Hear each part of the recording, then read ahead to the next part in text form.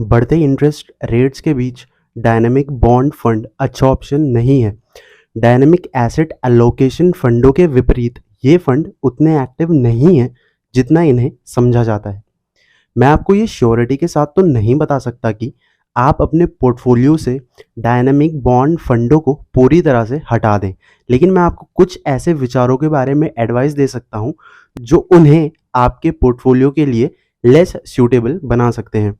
तो इस वीडियो में हम इसी से रिलेटेड पॉइंट्स के बारे में बात करेंगे, जिनमें से फर्स्ट पॉइंट है interest rate sensitivity.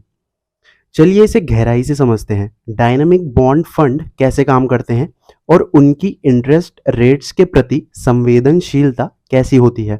Dynamic bond fund एक प्रकार का म्यूचुअल फंड है जो डिफरेंट बॉन्ड्स डिबेंचर्स में इन्वेस्ट करता है, लेकिन इनकी खासियत ये है कि फंड मैनेजर इंटरेस्ट रेट्स के अनुमान के आधार पर इन बॉन्डों की मैच्योरिटी को एडजस्ट कर सकते हैं। अब सवाल आता है कि ये काम कैसे करते हैं। मान लीजिए इंटरेस्ट रेट घटने का अनुमान है, तो ऐसे में फंड मैनेजर लॉन्ग ड्यूरेशन वाले बॉन्ड जिन पर ज़्यादा इंटरेस्ट मिलता है उनमें ज़्यादा इन्वेस्ट करेंगे, और एट द सेम टाइम अगर उन्हें लगता है कि इंटरेस्ट रेट्स बढ़ने वाले हैं तो वो शॉर्ट ड्यूरेशन वाले बॉन्ड्स जिन पर कम इंटरेस्ट मिलता है उसमें ज़्यादा इन्वेस्ट करेंगे। As simple as that.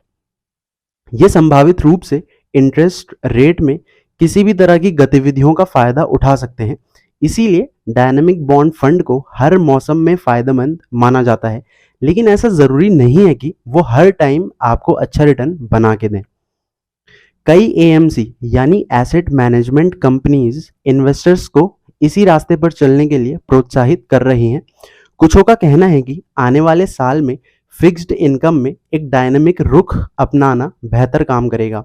ICICI prudential AMC ने अपने 2000 के मार्केट अप्रोच में कहा है कि बदलते व्यापक आर्थिक माहौल और मौद्रिक नीति को फिक्स्ड इनकम पोर्टफोलियो के ज़्यादा एक्टिव मैनेजमेंट की ज़रूरत है, जो निरंतर अवधि और प्रोक्रूटमेंट को बैलेंस करे। लेकिन जितना सिंपल ये लग रहा है उतना है नहीं।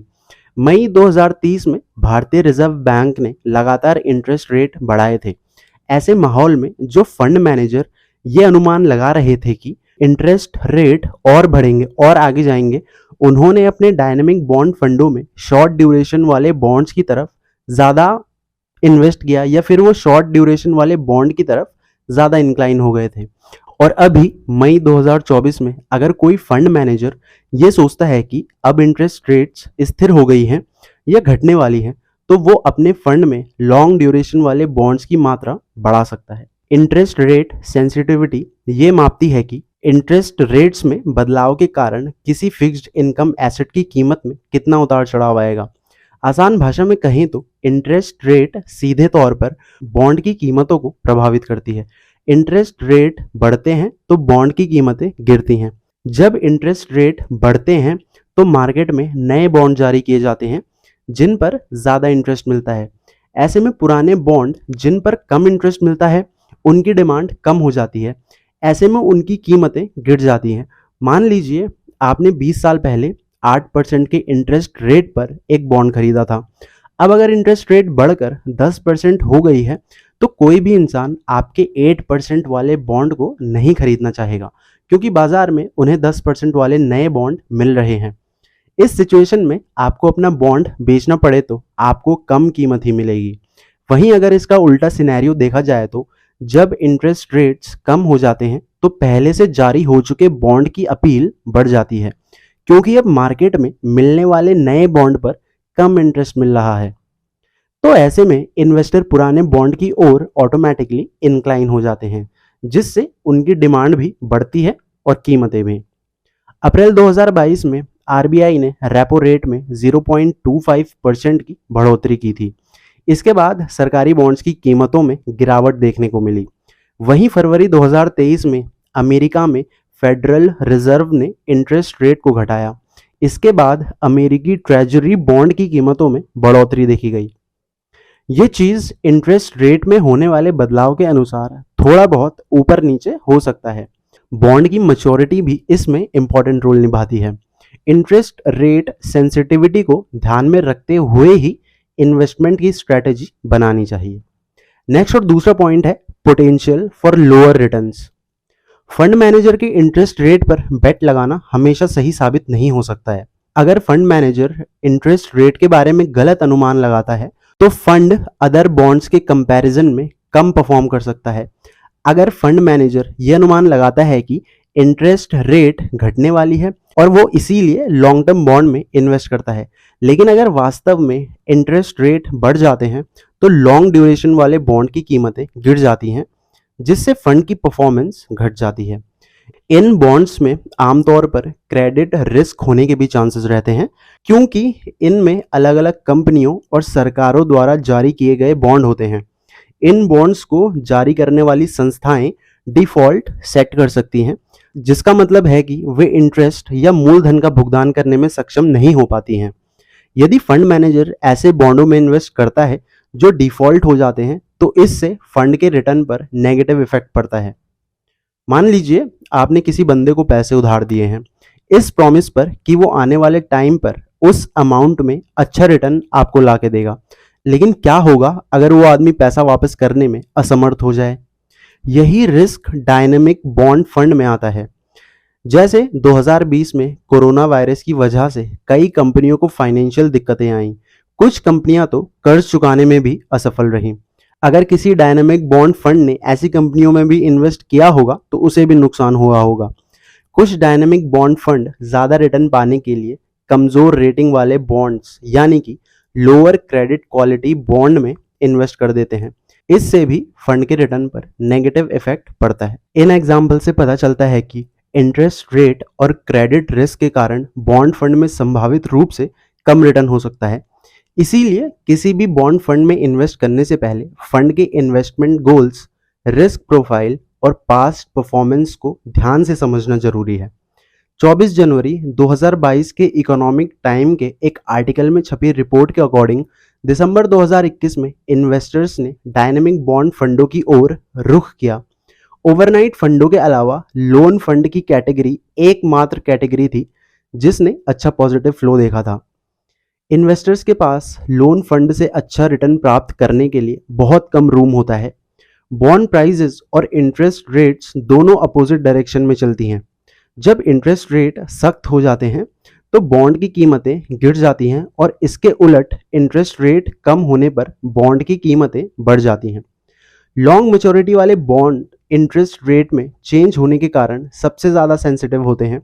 मेजॉरिटी ऑफ बॉन्ड फंडों को डिफाइंड मैच्योरिटी बकेट्स के अंदर इन्वेस्ट करने के लिए मैंडेटरी किया जाता है। बॉन्ड फंड NAV यानी नेट एसेट वैल्यू की बहुत सारी डिग्री तक के उतार चढ़ाव को दर्शाता है।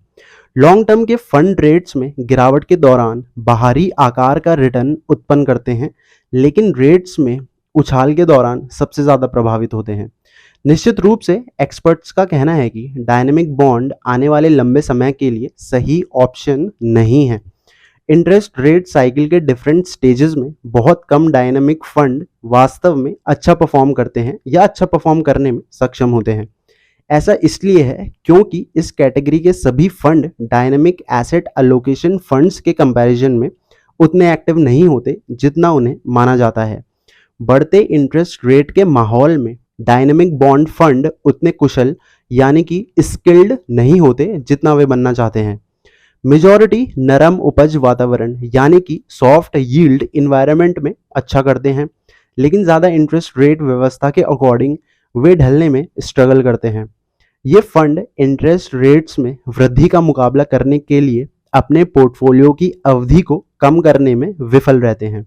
इस लिमिट फ्लेक्सिबिलिटी के कई कारण हैं। कॉर्पोरेट बॉन्ड मार्केट में कम लिक्विडिटी का मतलब है कि गैर सरकारी बॉन्डों को आसानी से खरीदा या बेचा नहीं जा सकता, जिससे पोर्टफोलियो ड्यूरेशन को कम करने के लिए इम्पैक्ट कॉस्ट को कम किया जा सकता है। ज़्यादा बेनिफिट प्राप्त करने के लिए कई फंड मैनेजर पूरी तरह से छोटी ड्यूरेशन की ओर जाने के बजाय डायनेमिक बॉन्ड फंडों में मीडियम ड्यूरेशन बनाए रखना पसंद करते हैं। इस कैटेगरी के फंड एक्टिव पीरियड मैनेजमेंट के लिए डिफरेंट एस्पेक्ट्स अपनाते हैं। नेक्स्ट और थर्ड पॉइंट है management fees. Actively manage funds का फंड मैनेजमेंट मैनेजरों द्वारा किया जाता है, जो मार्केट से बेहतर रिटर्न पाने के लिए लगातार रिसर्च करके फंड में किए हुए इन्वेस्टमेंट को बदलते रहते हैं। पैसिवली मैनेज फंड, ये फंड किसी बेंचमार्क इंडेक्स को ट्रैक करते हैं जैसे कि निफ्टी बॉन्ड इंडेक्स। इस तरह फंड मैनेजर को कोई खास रिसर्च या फेरबदल की जरूरत नहीं होती। चूंकि एक्टिव बॉन्ड फंडों को लगातार रिसर्च और मैनेजमेंट की जरूरत होती है, इसीलिए उनकी मैनेजमेंट फीस आमतौर पर पैसिव बॉन्ड फंडों के कंपैरिजन में ज़्यादा होती है। एक्टिव बॉन्ड फंड की मैनेजमेंट फीस 1 से 2% के बीच में हो सकती है, जबकि पैसिव बॉन्ड फंड की मैनेजमेंट फीस 0.25% से 1% के बीच में हो सकती है। मई 2024 तक आईसीआईसीआई एक्टिव बॉन्ड की मैनेजमेंट फीस 1.22% है और निफ्टी पैसिव बॉन्ड इंडेक्स की मैनेजमेंट फीस 0.40% है। ज़्यादा मैनेजमेंट फीस होने का मतलब ये नहीं है कि एक्टिव बॉन्ड फंड अच्छा परफॉर्म करेंगे।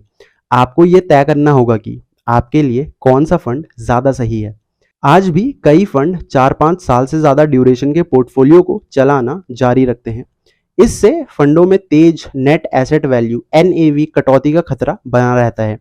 ऐसे फंड अक्सर सॉफ्ट यील्ड एनवायरनमेंट के दौरान प्रॉफिट बनाने में असमर्थ होते हैं।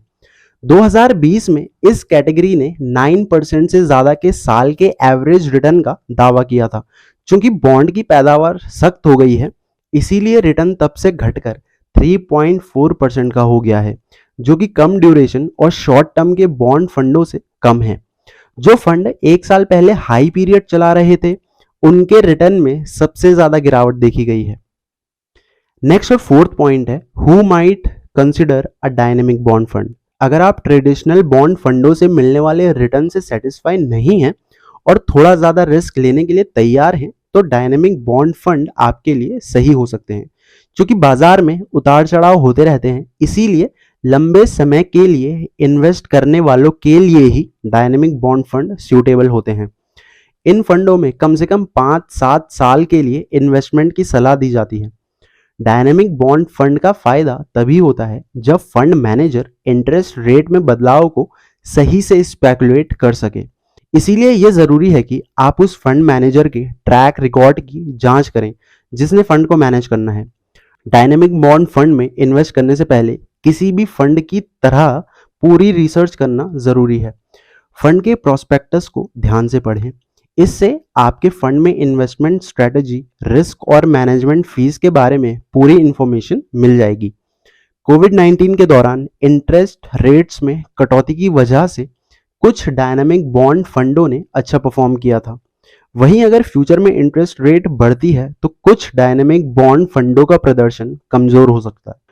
वीडियो को कंक्लूड करते हुए मैं यही कहूंगा कि स्पष्ट रूप से dynamic bond fund opposite interest के उतार चढ़ाव के खिलाफ प्रोटेक्शन प्रदान नहीं करते। यही कारण है कि एक्सपर्ट ये मानते हैं कि जरूरी नहीं कि डायनेमिक बॉन्ड फंड हर टाइम कारगर रूप से काम करे। इक्विटी और बॉन्ड के बीच एक्टिव रूप से स्विच करने वाले डायनेमिक एसेट एलोकेशन फंडों के कंपैरिजन में ये उतने एक्टिव नहीं है जितना उन्हें समझा जाता है। आमतौर पर दूसरे बॉन्ड फंड कैटेगरी की तुलना में भी ये ज़्यादा अनस्टेबिलिटी शो करते हैं। स्मॉल इन्वेस्टमेंट और शॉर्ट टर्म ड्यूरेशन वाले इन्वेस्टर्स को विशेष रूप से डायनेमिक बॉन्ड फंडों से दूर ही रहना चाहिए। इन फंडों में मिलने वाली यील्ड टू मैच्योरिटी YTM इसके झांसे में ना आए, जो कि अक्यूमुलेशन या शॉर्ट ड्यूरेशन बॉन्ड फंडों के मुकाबले में ज़्यादा होती है।